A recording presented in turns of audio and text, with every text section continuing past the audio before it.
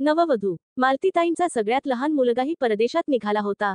त्यांच्या हातात औक्षणाचे ताट होते आणि डोळ्यात अश्रू, एका डोळ्यात आनंदाश्रू तर दुसऱ्या डोळ्यात विरहाचे.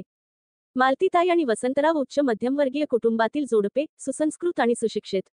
ह्यांना 3 गुणी मुले. सगळ्यात मोठी मुलगी संपदा अत्यंत हुशार, ऍक्टिव्ह, माहिती व तंत्रज्ञान क्षेत्रात अत्यंत पारंगत. त्याच जोरावर उत्तमोत्तम संधी चालून आल्या आणि परदेशी जाण्याचा चान्स मिळाला.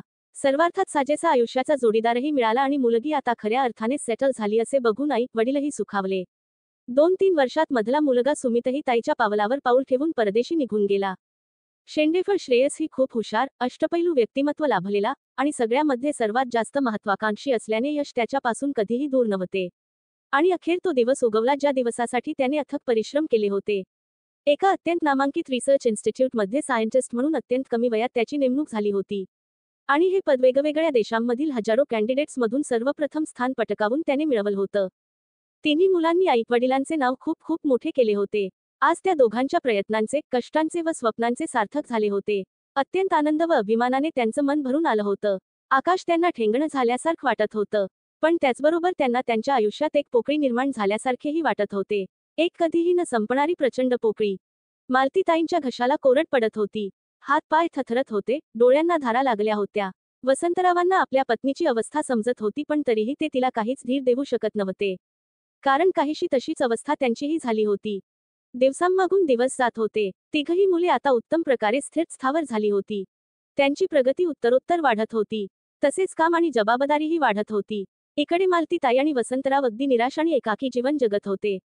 बाहेरच्या जगाशी तर जणू त्यांनी संबंधच तोडून टाकले होते. नातेवाईकांशी पण अगदी औपचारिक संबंध ठेवले होते. रात्र झोप नाही, कुठे जाणे येणे नाही, सण समारंभ नाही, आवडी-निवडी व छंद नाही, ह्या सगळ्यांमुळे ते दोघे हसणं, बोलणंही जणू विसरून गेले होते आणि ह्याचा परिणाम म्हणजे ते आणखी जास्त निराशेच्या गर्तेत ओढले जात होते, नकारात्मक बनत चालले होते. एक दिवस मालतीताईंना काही केल्या झोप येईना, टीव्ही बघूनही किती बघणार, वाचून काय वाचणार, अचानक त्यांना त्यांचे जुने फॅमिली अल्बम्स बघावेसे वाटले. त्यांनी एक फोटो बघण्यास सुरुवात केली. त्यात त्यांच्या साखरपुड्यापासून तर मुलांच्या बारशाचे, मुंजी व वाढदिवसाचेही फोटो जपून ठेवले होते. फोटो बघता बघता मालतीताईंच्या मनात एक अनामिक उत्साह भरून आला. त्यांना वाटले का आपण आपल्याला एकटे म्हणवून घेतो, मुलंतर पक्ष्यांसारखे, पंखात बळ आल्यावर उडणारच, उंच भरारी मारणारच आणि हेच तर आपलं ध्येय होत. मुलं दूर गेले तरी आपण दोघे तर आहोतच ना एकमेकांसाठी, मेड फॉर इच अदर. याआधीच संपूर्ण जीवन आव्हानं पेलण्यातच गेलं. लग्न झाल्यानंतर वर्षभरातच संपदा आली. त्यानंतर दोन्ही मुले, त्यांचं लहानपण दुखाने, बहाणे, पै पाहुणे व इतर जबाबदाऱ्या ह्या सगळ्यात आयुष्य जणू वाहूनच गेलं.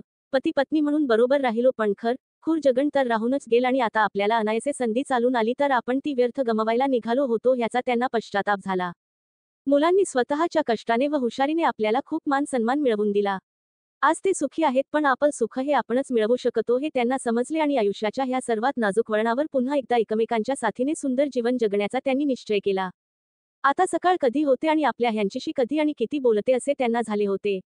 ह्या तासाभरात त्यांना अल्लड नववधू झाल्याचा भास होत होता आणि आपल्या पुढील जीवनाची सुंदर स्वप्ने रंगवीत त्या सकाळची वाट बघत होत्या.